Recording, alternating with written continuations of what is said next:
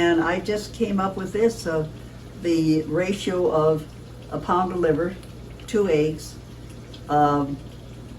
maybe half of an onion, and salt and pepper, and that's really all, and of course the olive oil, and that's all I put in it. Later I will, once I make it, then I plate it. If you have like a Jello bowl or something like that, you can make it very attractive as an appetizer, just to put it into the mold. What I suggest is taking some of the olive oil, greasing the inside of the mold, and then putting in the liver, put it into chill, and it will come right out when you invert it.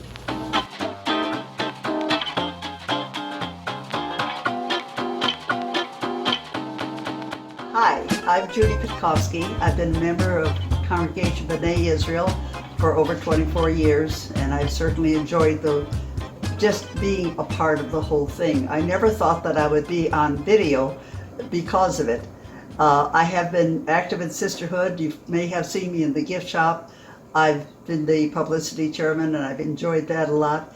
But maybe several years ago, I brought some chopped liver over to my friend Lynn Friedman's house for Passover Seder.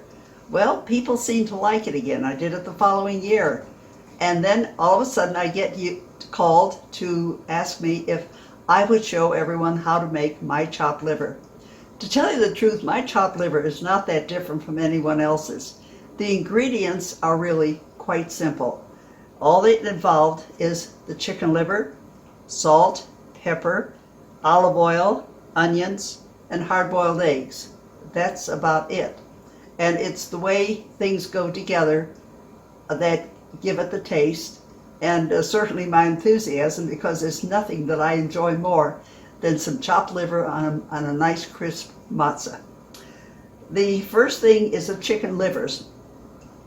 And what I do first is to carefully wash them in cold running water.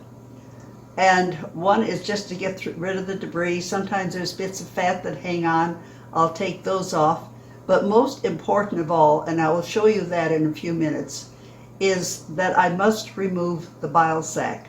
You'll find it's a dark little sac, and it's not on all of the livers, but if it breaks, it will ruin the liver. If it were to be cooked inside, everything would be bitter. You don't want to get that in there. And some of the liver has it, most of it does not. And so what I've done, as I said, is I have washed all these livers carefully in cold running water. Of course, the salt and pepper, I can't tell you how much, because as I'm making it, I'm going to be tasting it. And that's the only way I can season. Then we have olive oil. Why olive oil? Most of the Jewish recipe books that I've looked at for chopped liver recipes will call for schmaltz. Schmaltz, as you know, is rendered chicken fat.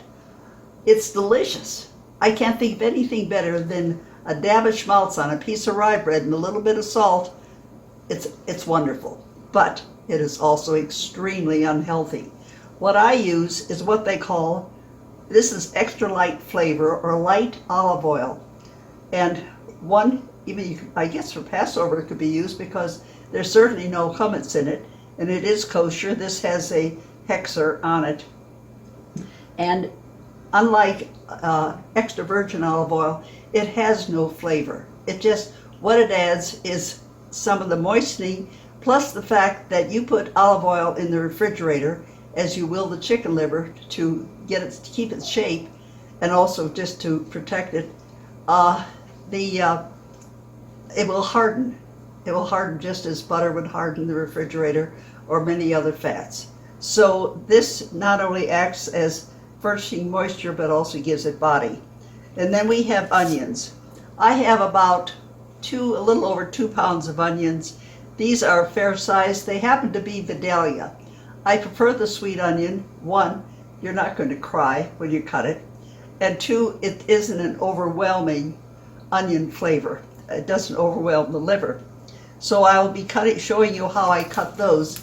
And I cut them in a certain way because they're easier to feed into my food grinder. The next thing I have here is hard-boiled eggs. And I have, since I said 2.5 pounds, and I usually use 2 eggs per pound. I've got 5 eggs here, so that's the ingredients.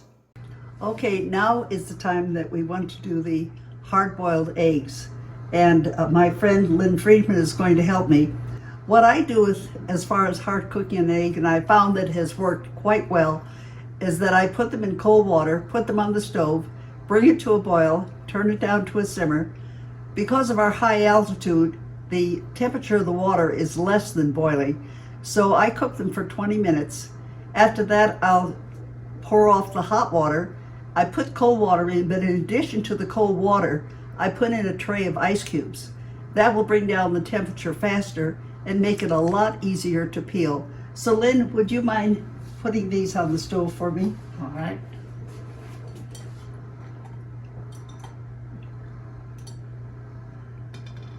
And so in about 20 minutes, they'll be all done.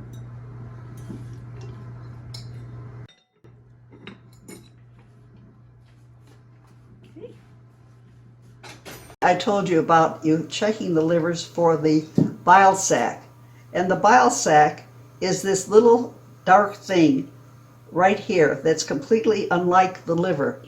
And what I'm going to do right now is to sit down and take it out very, very carefully so that I don't break it. Because I can tell you it would ruin this particular liver. And if I didn't do it, it would break during cooking, and you would have an awful, awful tasting mess on your hands. So as you can see, I'm carefully holding it, not pressing it too hard because they're delicate. Keep in mind, this is actually the gallbladder of the chicken. We have something similar to this in our own bodies. So there you go, I've got it out. This is what it looks like. It's just a little black sack, but be sure and check that over if you're making these livers. So that is how you take care of the bile sac. Okay, I'm just going to be cutting up the onion, and I slice it in a way that it can be slipped into the grinder or the meat grinder easier. This one has a little off center on its center, so got to cut a little more. And as you know, it just peels off, and there's nothing to that. So we're taking the hard peel off the onion. Okay, that's this way. The reason I wanted to show you this is that if you cut it this way, I'm going to cut it in half, and then each half I'm going to cut into pieces like this. They're like triangles. I find this is the easiest shape to feed into the meat grinder, which I'll do once they're cooked. So that's cutting up the onion. All right, it's all done, and now we're ready to put it in the frying pan. Okay, now we're going to fry or saute the onions, and you have watched me cut them up. Now I'm going to turn on the stove to sort of a medium heat, and I'm going to I put in about 1/4 cup of olive oil for every pound of liver. This will be a little bit more, because you're going to use this as a moistening agent when you're grinding the livers. So we'll rotate the pan, make sure all the sides are covered, and then just put your onions into the pan. Squish them around so that they're all exposed to the hot pan. And then once they're limp, then they're ready to be put in as a part of the chopped liver. As far as my cooking experience, it started when I was a very, very young kid. We were living in Houston, Texas. My dad worked in a dry goods store. I had 2 younger siblings. Well, we were about to have another sibling, the 4th child. Mother was in the hospital having George, and at that time they kept women in for 10 days, because I'm talking 1939. Dad had to work. There was no sick leave, family leave, or anything in those days. He was just grateful to have a job. We're still talking depression. So Dad, as I said, was working, but he had rented another house with another bedroom because the family was growing. So he went to work, And I not only took care of my 2 younger siblings, but I also had to cook and feed them, and take care of them, whatever those 2 required. My brother was about 6 years, no, my brother was about 2.5 years younger than I was, and my sister was around 6 years younger than I. And as I said, I was 11.5. But what I was also doing, when I wasn't taking care of the kids, was packing up to move to the next house. In other words, helping my dad. I didn't know that little kids didn't have to work. I worked. But in the process, this I think is what started my love of cooking. And I continued that through high school. I took home ec. I loved my home ec teacher who taught me things about cooking so much that when I decided, when I was making my plans for college, I decided I wanted to be a hospital dietitian.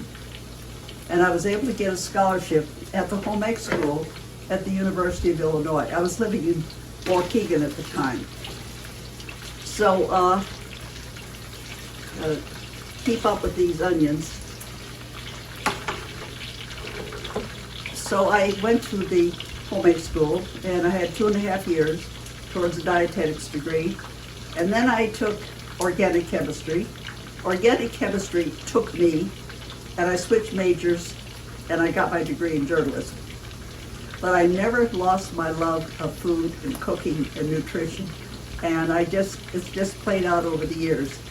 My mom was a good, what I'd call an American cook, just everyday thing. She did make a terrific chicken soup, but as far as the traditional Jewish dishes, some I've gotten from cookbooks.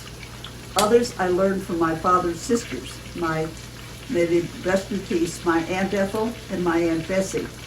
Aunt Ethel taught me how to make gefilte fish. And when I lived in Milwaukee and Waukegan, it was right on Lake Michigan, you could get fabulous fish for gefilte fish. So I used to make it, and it was funny. My dad loved the fish, and every time he took a bite of it, he would say, "Judy, it's good, but it needs a little more salt." And I think that's where I got my taste for salt from my father, because he liked it just a little bit more salt. But nevertheless, I enjoy doing things like that. I've learned to make kugels. As a matter of fact, I've gone to break the fast meals at friends' home, and I've made what I call Susie's kugel. Susie's kugel is a very elaborate one. It has cream cheese and sour cream. It doesn't have cottage cheese. So, and then it has a crust of buttered cornflake crumbs sprinkled with cinnamon sugar. So I love to make luncheon kugels. I enjoy making chicken soup. I even enjoy making matzo balls. I love our traditional foods, and I encourage everyone. I'm not going to say ladies or girls, no, everyone, because I can tell you this, both of my sons learned how to cook, and they're fantastic cooks. They really are. So I'm very proud of them. But I never discouraged. My kids wanted to help in the kitchen. They were most welcome. I never shooed them out. And as a result, they had prepared many tasty meals. So that's about all until I can get these onions done. They're getting there, kids. Back in the olden days, when our bubbies made chopped liver, they would have to use a wooden chopping bowl and a knife that is sort of round on the bottom, and they chopped, and they chopped, and they chopped, and they have to chop up everything by hand.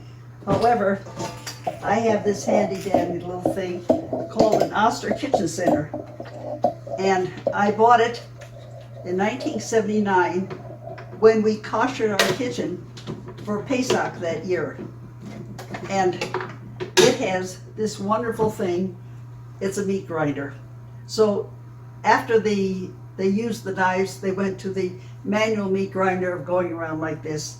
All I have to do is just insert it like so, screw it in tight, and it is good to go. Now I can start making chopped liver.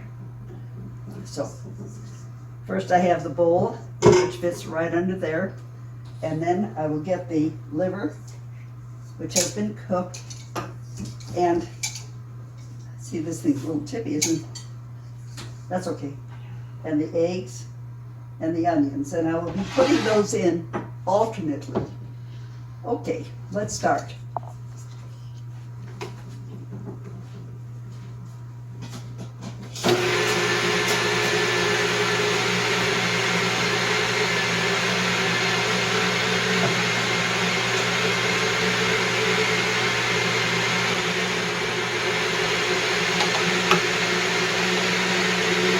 Much easier than using the chopping knife.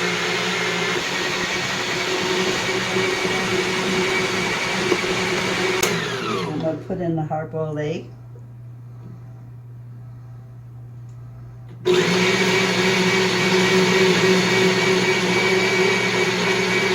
I'm going to put in some of the onion.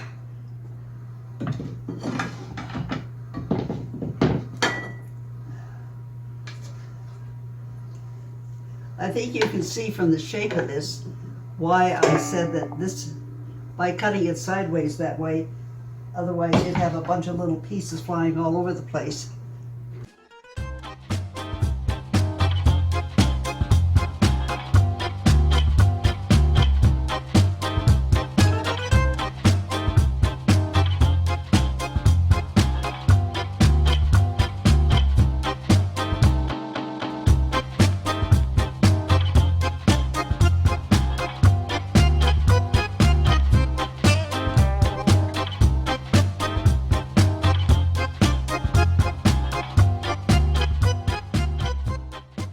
Okay, now I need Lynn's going to get it for me, a small piece of matzah. And I use that to just clear out the grinder because it's all been ground now.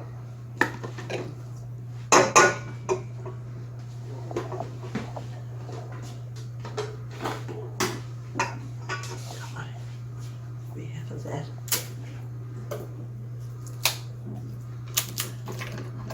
Just put it down there and you'll see it.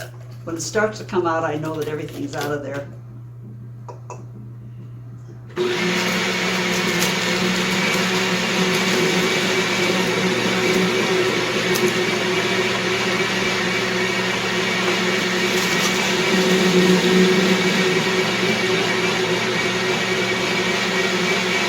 There, it's all chopped. Now everything is all chopped up. And I'm checking the texture of it. I have added any olive oil that was in the pan. There was probably a couple of tablespoons full. It still seems a little bit too thick. So what I'm going to do is just put a little bit of olive oil in there. Just a bit. It should be like a very heavy muffin or bread consistency when you get through with it. Now it's time to start seasoning. That is strictly up to you. I'm putting in some pepper and very carefully adding salt. Right now I'm just going to put in a couple of pinches of salt. Of course there's no salt in there right now, so it will need it. When I get through doing this, I'm going to taste it, but I'm going to mix it well first. And it's taking shape nicely and blending together the onions, the eggs, and the liver.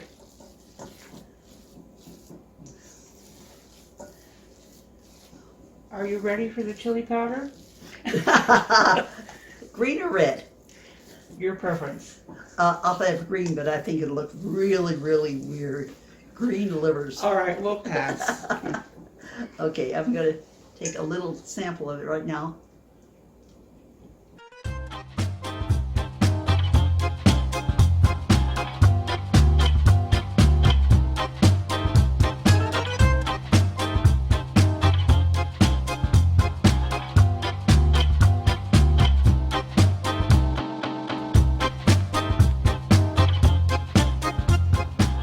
I'm there.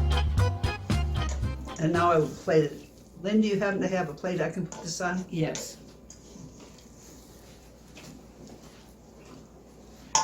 You want to try, Jimmy? Nothing.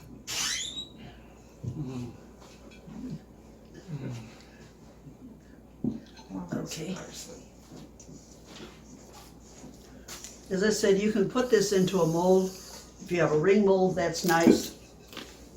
Otherwise, you can just turn it out as I'm doing right now. And then, give you this one. And then just shape it with your hands. Make it into a loaf if you want.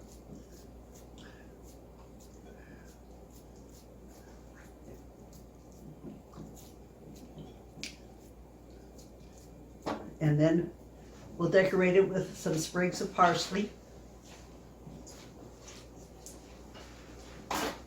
Nice garnish.